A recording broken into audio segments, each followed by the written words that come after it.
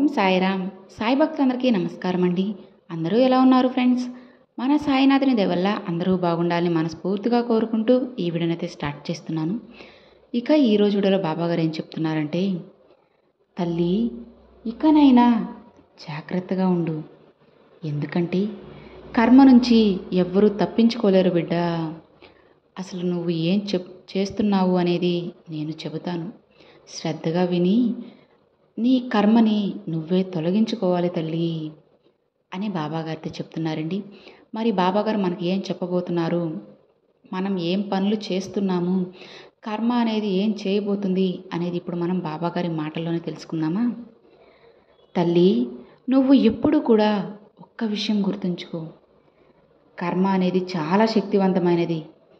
దాని నుంచి ఎవ్వరూ తప్పించుకోలేరమ్మా. జాగ్రత్త.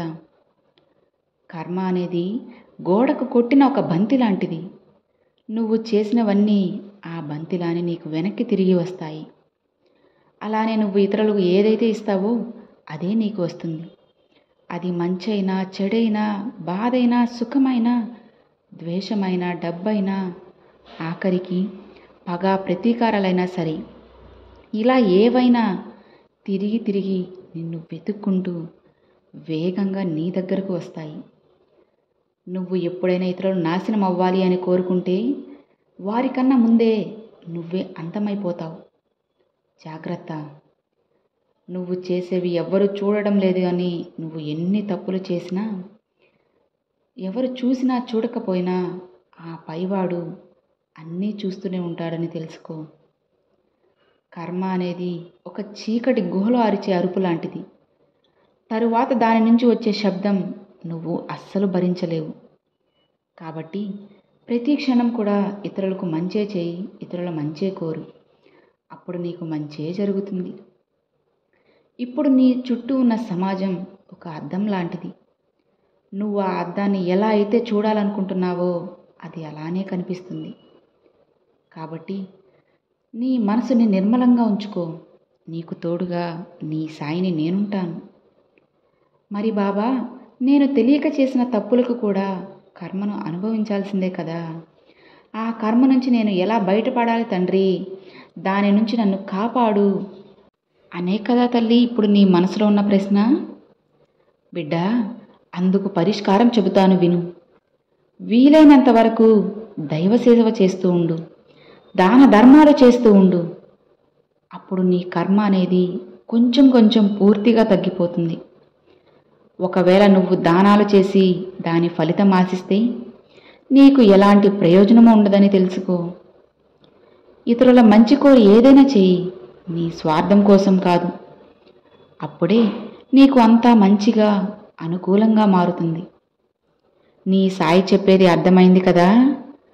ఆఖరిగా ఒక్కటి చెబుతాను వినమ్మా.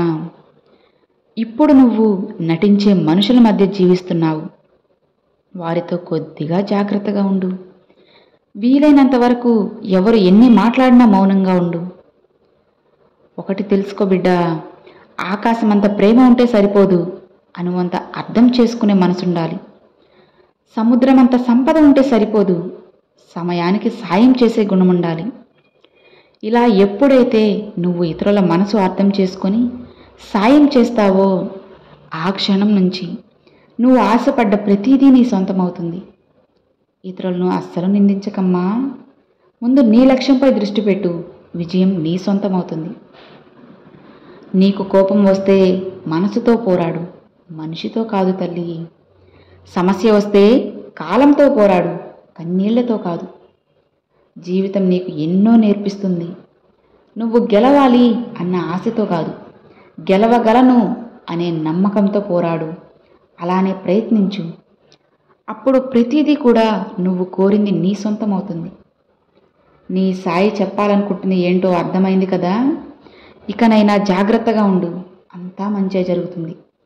నేను నీకు తోడు ఉన్నంత వరకు నీకెందుకు తల్లి భయము? ధైర్యంగా ఉండు అని బాబాగారితో చెప్తున్నారండి. చూశారు కదండి, ఈరోజు బాబాగారు పంపిన ఈ మంచి సందేశం మీ అందరికీ నచ్చింది అని అనుకుంటున్నాను. నచ్చితే లైక్ చేయండి, మరికొంతమంది సాయి భక్తులకు షేర్ చేయండి. ఫస్ట్గా మన ఛానల్ చూసేవాళ్ళు సబ్స్క్రైబ్ చేసి సపోర్ట్ చేయండి friends. Thanks for watching. Om Sairam.